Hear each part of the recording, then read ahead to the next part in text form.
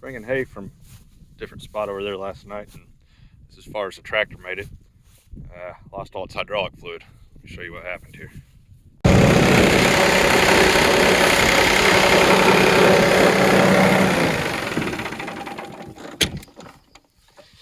Oh, that right there is the hydraulic filter housing. That's what the filter mounts onto there, so we'll have to get a new one ordered, and it's gonna be kind of a pain to get to. It's tucked way up in there. I do think I'll be able to get the tractor to the barn before I work on that, and I don't know, I may have to take the loader off just to get to everything.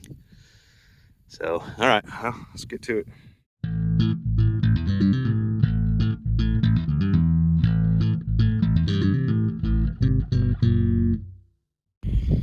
Well, I know you guys are probably ready to see the next dozer video, but my clean room kind of got destroyed.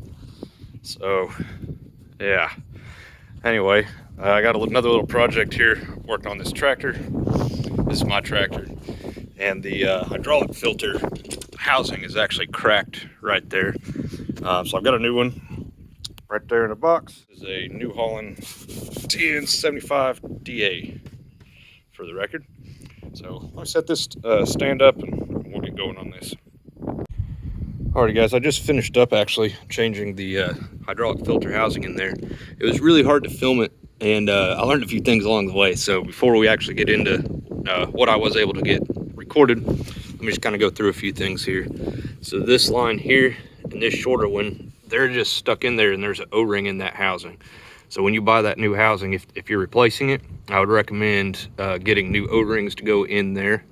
And then there's an O-ring on the face of this, up underneath of there, and then up underneath it here. So the way this works, you got the hydraulic pump on this side that runs all the hydraulics in the tractor, 3-point front end loader, whatever you got, remotes and everything.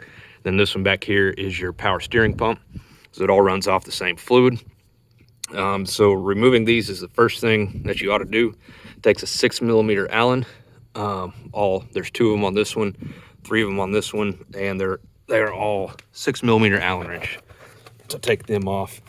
Then the next thing would be this fitting here and this banjo fitting. I used an 1.25" wrench, and you can see that it didn't actually round it over. It kind of knocked the paint off. That's actually metric, I'm pretty sure, not standard. But anyway, 1.25" got those off, but there's probably a metric like I don't know, 26 or 25 or something like that. That would be a better fit. And then 3/4" wrench to get those 2 mounting bolts off.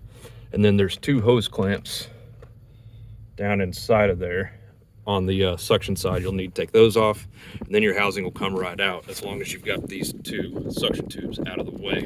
And then from there, you'll have to transfer a fitting on this side for this GIC fitting, and over here, right there, that hex, that is a relief valve. You have to transfer that over. Very important. There's a crush washer on the inside of that. Do not forget to swap that over. Then once you're all done, oh, I covered it up already. Yeah, right there, that guy. Right there, that is a bleeder valve, like a purge valve. And so crack that open, start the tractor. Oil will start coming out of there once it gets all the air out, and then you can tighten that back down. And you should be good to go at that point. So everything should be working by then. I had trouble. I didn't get that crush washer moved over, and yeah, I didn't have any hydraulic pressure anywhere because it was just bypassing, leaking internally. It wasn't leaking externally anywhere. But yeah, so that's everything that you need to do. Here's the footage as best as I can show you. Like I said, it was hard to film because of how tight that spot is to work in. But here we go. It's pretty tight in here. It's gonna be hard to film this.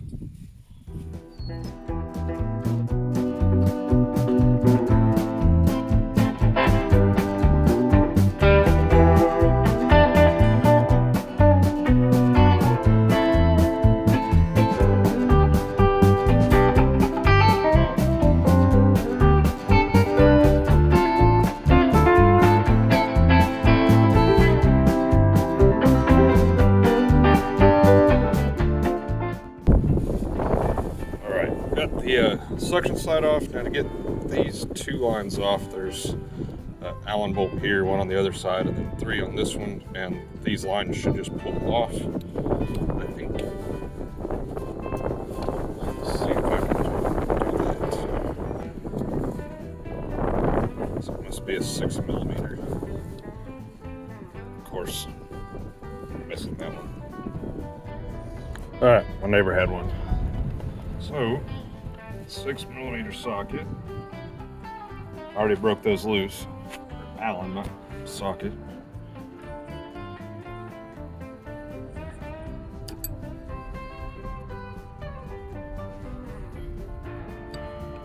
Hope you guys can see any of this.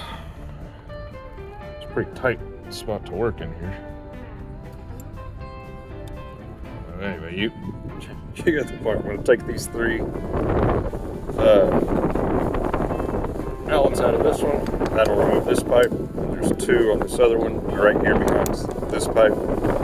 This piece will come off. Should be able to pull them out of my way. At that point, I should be able to pull the filter housing out. So let me get to there, and then I'll turn this back on. Alrighty, finally. So I got to pull this out. I think it's a pressure regulator on that side. Got to pull this fitting out of here, and then they just go right here on the new ones. Right in there. There's O-rings in here. If I'd thought about that, I would have had new ones for those. But we'll transfer those into there. And then this will be ready to go back on. So, all right, let me set this up on something and swap all that over real quick.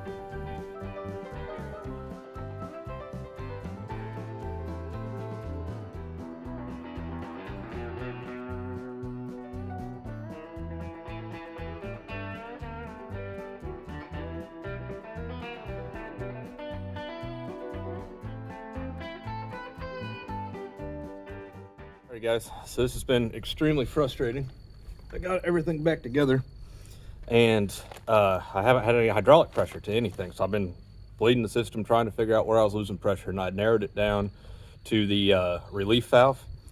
And so I was gonna just call the parts guy tomorrow and see what was going on, but I was pretty sure there was something wrong with the relief valve. Well, I was just looking at that old housing that I just took off, where I transferred the relief valve from the old filter housing to the new one. There's a crush washer that goes in there that seals the front of that relief valve in order to allow it to build pressure. And yeah, well, I'm still holding it. It stayed inside the housing. Whenever I took the old valve, or the old relief valve out, that stayed in there, and I didn't know it was there. So there's a big gap in there, plus nothing to actually seal it. So when you change yours over, make sure you get that crush washer out of there, because it's real frustrating to figure out if you don't. So, all right, it's way harder to get this apart once it's back on the tractor, but it's too much work to take it all back off of there. It's doable. So I'm gonna get this crush washer put in there, and I won't be able to show it because it's just too tight in there. But anyway, don't forget that, it's important. So here's these O-rings.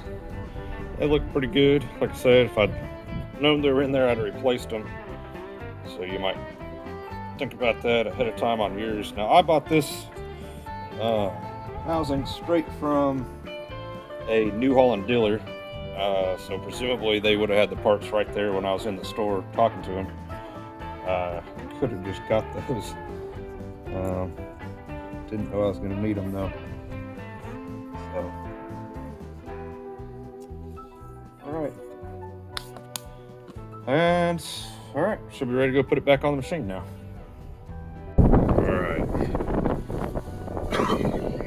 The wind is just howling today.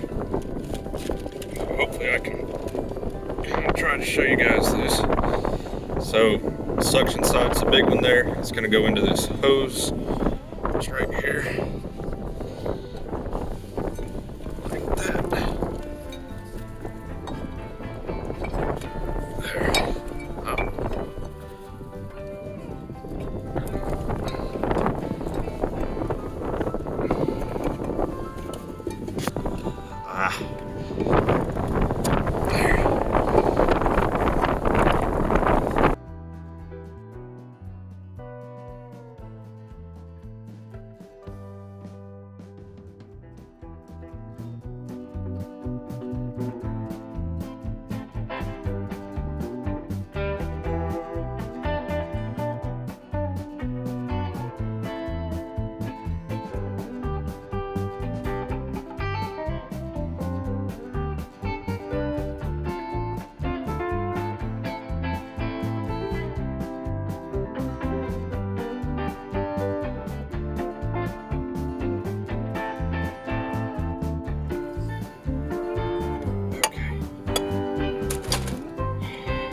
crawl back underneath, see if I can get that suction side on, and we'll come back and put the other pipes on. I'll be back in a minute.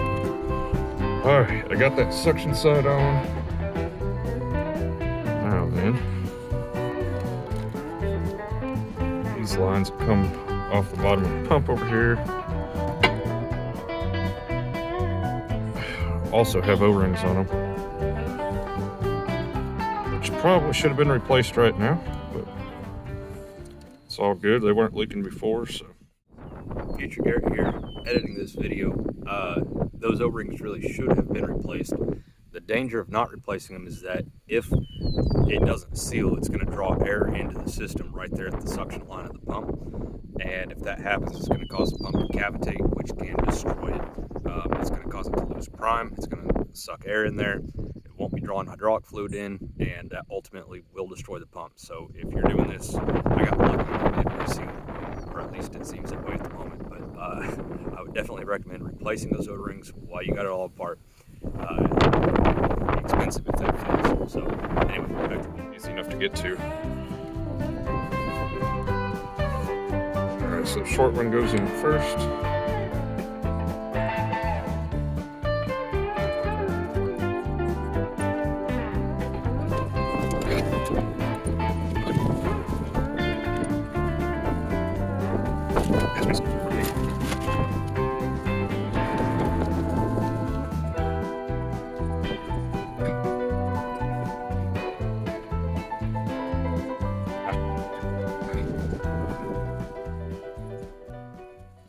Guys, we got that done.